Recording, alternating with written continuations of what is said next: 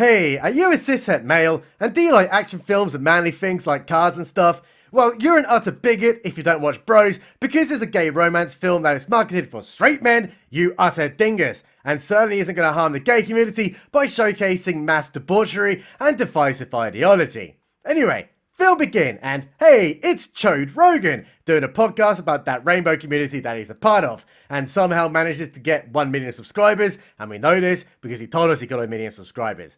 Anyway, he's so cool, he also writes books for kids, because what better way to spread your message of love and tolerance to literal children than having flags that actually segregate out black and brown people? Wow, it's 2022, and we're segregating people again. He's now telling his subscribers that he was once asked to produce a film by a producer, and they were totally arguing about it because Chode Rogan didn't want to make a gay movie for straight men, but Producer Man does because there's such a massive audience out there somewhere who want to see this shit. And this totally won't result in the lead actor pleading on Twitter for straight people to go to the theatre and pay for it, and if you don't, you're actually a bigot. But hang on, Producer Man just wants the film to reflect a stable relationship between two men, like a conventional relationship between men and women. And Chode Rogan goes full diversity and inclusion, saying gay relationships are different because their sex lives are different somehow. Probably the mass orgies in this, which, you know, is just, why would I want to watch this? Anyway, he gets mad and walks out because that's how you negotiate and obviously compromise your positions. Story over, and he's telling his subscribers that he's really lonely and that no one loves him, just like no one loved this film. And he's really horny because you tell your audience that stuff all the time. Anyway, he's now off to the LGBTQI Code Plus Awards at the museum that he's working at. And this guy is telling the audience that he's really gay because this film is about gay people, remember? And look, Chode Rogan is now giving a lecture about how these Asian Egyptian men were also totally gay. He's now on Grindr trying to find a bum for the night because he's so lonely, and immediately hooks up with a random man. They better use protection though, because there's a really scary monkeypox virus out there that seems pretty exclusive to homosexual men, and also a random dog, and come to think of it, strangely, a handful of children too. Give me a second guys, I'm just going to go have a look at some wood chippers because they may come in handy in the future. He's now at dinner with Diversity Bingo, and it looks like these two happy chappies are having triplets because of biology or something. And hey, now Stevie's dad from Malcolm in the Middle and his boyfriend are totally celebrating the fact that they're both dating the same man and are in a throuple. But hang on! Chode Rogan is saying that they should totally be careful because gay men are really horny or something, and then proceeds to go to a German techno nightclub, where Big Bear is telling Chode Rogan he's working on an app for gay men to hook up because they're all gay, remember. But shut the front door, Gag Cena caught his eye and now totally turns up beside him. Looks like it's going to be a romance between these two, and Gag Cena is saying that gay guys are so stupid. Almost as stupid as making a gay romance film and expecting straight men to watch it. Although technically I'm watching it. Anyway, oh god, they're kissing, but Chode Rogan is saying that he's really annoyed at people being dicks or something, and then just totally walks out. Now he's texting a random Grindr match who is asking for ass pics. This film is really making strides for that gay rights movement, and also changing minds and opinions, maybe not in the positive. So he shaves his ass and sends a pic to the gay man, who then just straight up blocks him. Now Chode Rogan is upset, and hey, there's a film on the TV about bisexual people, because this film's about gay people, remember? Scene transmission, and he's at that place where the LGTV community hangs out, and they're discussing how to increase their awareness months at the museum, as we all need to remember that they're gay. Someone once said bisexual robot pageant, and is angry because it's also bisexual awareness week, and not one of them has even remembered it. So Meatloaf shells that it was lesbian month back in March, and no one said a word to her. Wow, what big hands she has. Anyway, so Chode Rogan says that they should stop remembering history in a straight way, and instead remember it through a gay prism, because everybody in history was also gay according to this film. Quick flip, and Klaus Schwab is dying, thank God, and he's writing a will, but doesn't know where to send his money, as he has no descendants, and the only person he can think of is sending his money to Cher.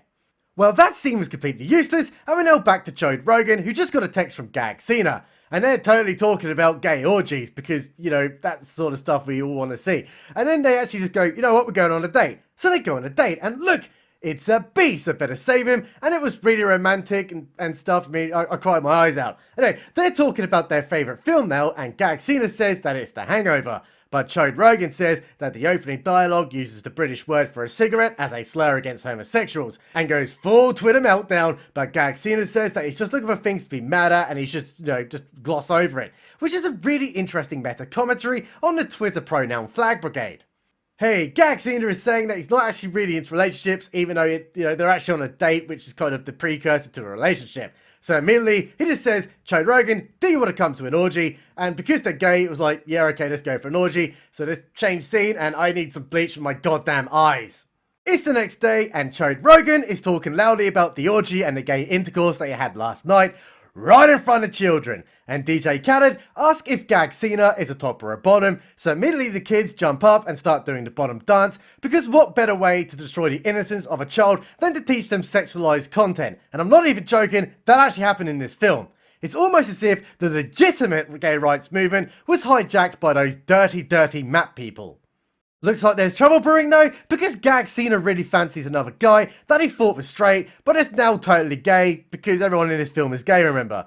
And so there's going to be totally a love triangle developing here. And look, Chode Rogan has been texting Gagsina all day, but he has not been responding. So immediately does a presentation about how Abraham Lincoln was possibly gay or bisexual. But Rainbow Man is saying that you can't actually go around accusing everyone in history of being gay, because that actually may annoy quite a few people who, look up to people like Abraham Lincoln for what he did for the whole slavery movement and stuff like that. But anyway, Chode Rogan says that if you don't make Lincoln gay, then those dirty, nasty, straight people win. And he actually did say something along those lines in this film. Wow, it was really marketed towards straight men, and that target audience was totally nailed. It's later and Chode Rogan is cooking, and hey, Gagsina finally has texted him saying that he's been busy. So Chode Rogan is asking if they want to hang out and go on a date, but Gagsina lets him down gently by saying he's literally really smart and really funny, but they're just not a match. But wait! Gagsina deletes that text immediately and says sure instead so that this plot can happen. They're now at the park and look, topless men! Chode Rogan is sick of his shit though, as Gagsina is being really distant, so he actually asks him, what's up? And they start to argue for reasons, and literally end up dry humping in front of everyone in the middle of a park. Better go do the butt stuff now, and again they wanted straight men to watch this film. They're now off on a rainbow retreat to Pete Town, and oh my god, Chode Rogan walked in on Gagsina doing steroids, but is never again mentioned in this film. And they're now extorting money of Kim Jong-un for their gay museum. But he's a bit mental and says that he wants a haunted LGTV trauma ride at the museum to represent all the trauma that the LGTV community had in the past. So they just straight up says, okay, we'll do this haunted gay ride for $5 million investment. Off to the beach now, and Chode Rogan is metaphorically kissing Gagsina's ass for securing the funding. And Chode Rogan is opening up, saying how back in his youth, people would say that it was too gay to do media stuff like podcasts and stuff, because, well, no one would ever listen to it because he sounds really gay. Which makes me think, are they now just lecturing the audience about LGTV acceptance? They bloody well are, because that bigoted truck driver called Dave, who is a bit flaky on the gay rights, is totally going to watch this film and obviously understand the messaging, because they're not just preaching to their own damn choir. And oh, there we go, they're now kissing, and now they're doing their butt banditry, and now they're holding hands, and now they're picking up a Christmas tree, and they're so in love.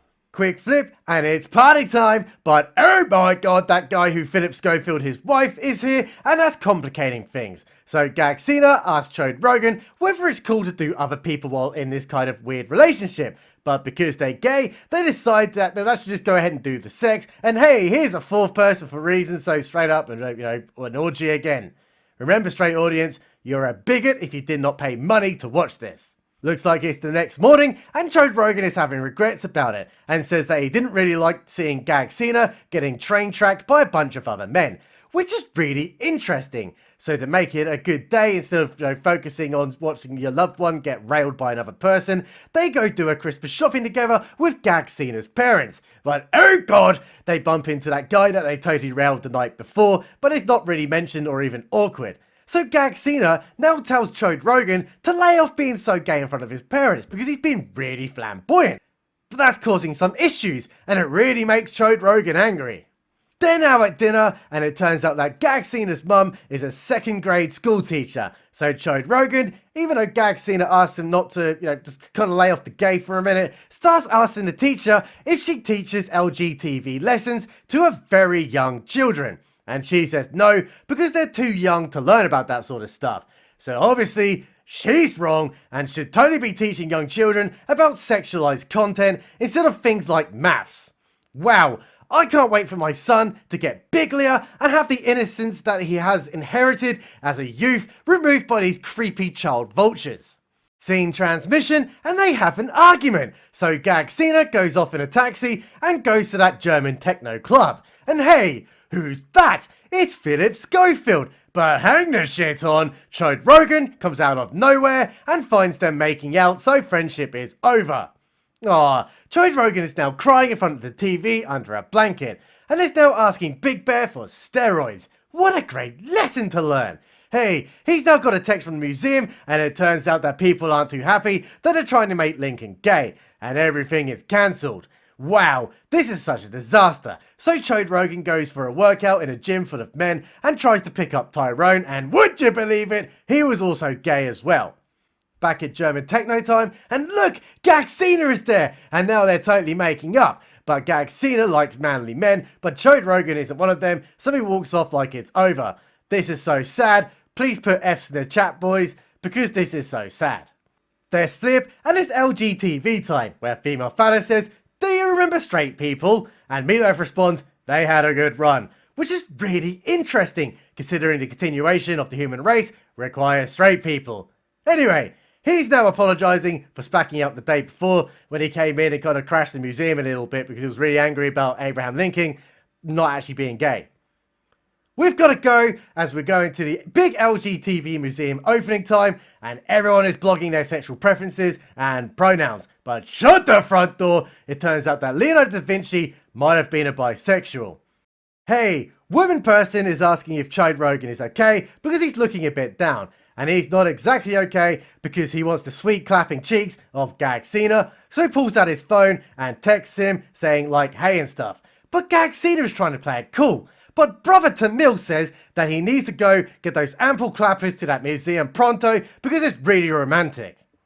But what is Chode Rogan doing? He's giving an intersexual speech that is really cute, but oh my god, here's Gagsena, he made it to the museum, so Chode Rogan just pulls out like an entire band and starts to sing him a song, which was an utter cringe. And then they straight up get engaged, but not really engaged, because he's just asking him, will you date me for another 3 months, and then we'll like reassess the whole relationship, because they have committal problems or something, that's, just the way it is. But holy shit! How did they get Ben Stiller as a cameo, and then Keenan from Keenan and Kel? Well, anyway, movie's over, it's done, and I need to go bleach my face, and I need to bleach my memory, and then probably do a whole load of hard drugs, just to wipe this crap from my mind. Subscribe button. Is always right.